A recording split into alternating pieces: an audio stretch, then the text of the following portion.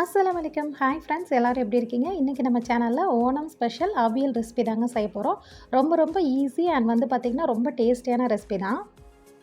இந்த அவியல் ரெசிபி இல்லாமல் ஓணம் சத்யா வந்து பார்த்திங்கன்னா ஃபுல்ஃபில்லே ஆகாது. இலையில கண்டிப்பாக இந்த ரெசிபி இருக்கும். இப்போ இது செய்கிறதுக்கு ஒரு பேன் எடுத்துக்கோங்க.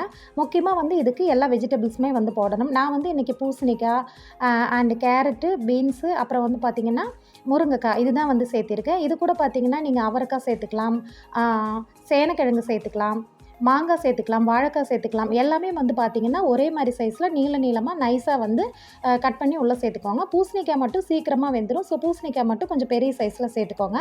நான் இன்றைக்கி வந்து வெறும் 4 காய் மட்டும் போட்டு தாங்க செய்கிறேன். முடிஞ்ச வரைக்கும் வெஜிடபிள்ஸ் எல்லாத்தையுமே வந்துட்டு ஒரே மாதிரி ஷேப்பில் அண்ட் ஒரே மாதிரி சைஸில் வந்து கட் பண்ணி வந்துட்டு இந்த மாதிரி உள்ளே சேர்த்துக்கோங்க. இப்போ பாருங்கள், நான் முருங்கைக்காய் வந்து 2 தான் எடுத்திருக்கேன். பீன்ஸ் வந்து ஒரு 4 போல் தான் வந்து எடுத்திருக்கேன். கேரட் வந்து ஒரே ஒரு பெரிய சைஸ் கேரட் தாங்க எடுத்திருக்கேன். பூசணிக்காய் மட்டும் நான் நல்லா பெரிய சைஸில் கொஞ்சம் நிறையவே வந்து எடுத்திருக்கேன்.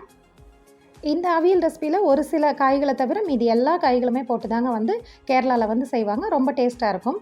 இப்போ இது எல்லாத்தையுமே பார்த்திங்கன்னா நான் ஒரு பேனில் வந்து சேர்த்துக்கிட்டேன்.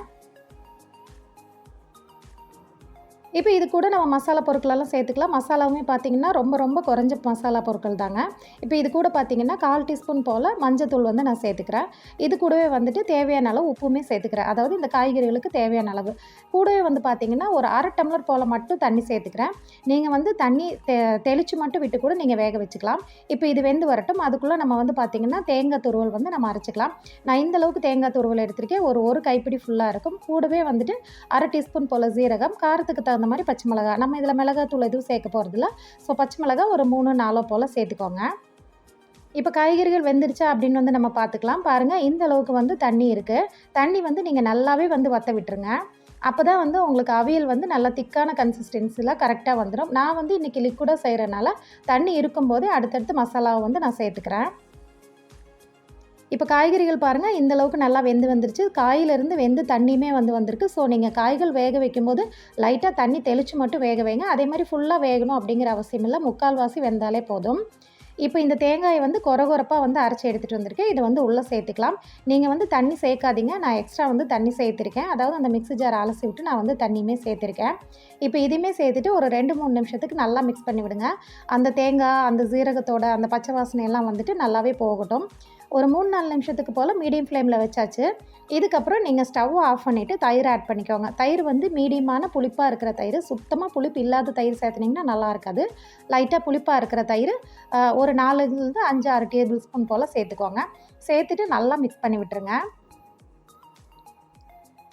இந்த ஸ்டேஜில் நீங்கள் உப்பு, காரம் எல்லாமே கரெக்டாக இருக்குது அப்படின்னு சொல்லி நீங்கள் செக் பண்ணி பார்த்துக்கோங்க. கண்டிப்பாக வந்து ஸ்டவ் ஆஃப் பண்ணிடணும். இல்லைனா உங்களுக்கு தயிர் வந்து ஒரு மாதிரி பிரிஞ்ச மாதிரி ஆகிடும்.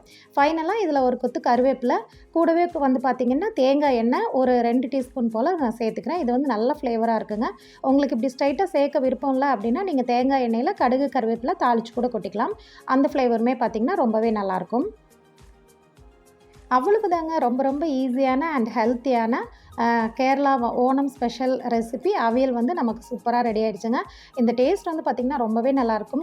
வெஜிடபிள்ஸே பிடிக்காது அப்படின்னு சொல்கிற குழந்தைங்க கூட இந்த மாதிரி நீங்கள் செஞ்சு கொடுத்தீங்கன்னா கண்டிப்பாக எல்லா வெஜிடபிள்ஸுமே சாப்பிட்ருவாங்க. கண்டிப்பாக நீங்களும் ட்ரை பண்ணி பாருங்கள். இந்த ரெசிபி உங்களுக்கு பிடிச்சா லைக் பண்ணுங்கள். அப்படியே நம்ம சேனல் ஆகாவல்ட இப்போ தான் நீங்கள் ஃபஸ்ட் டைமாக பார்க்குறீங்க அப்படின்னா சேனலை சப்ஸ்கிரைப் பண்ணி ஃபாலோ பண்ணுங்கள். நெக்ஸ்ட் வீடியோவில் பார்க்கலாம். தேங்க்ஸ் ஃபார் வாட்சிங். பாய்.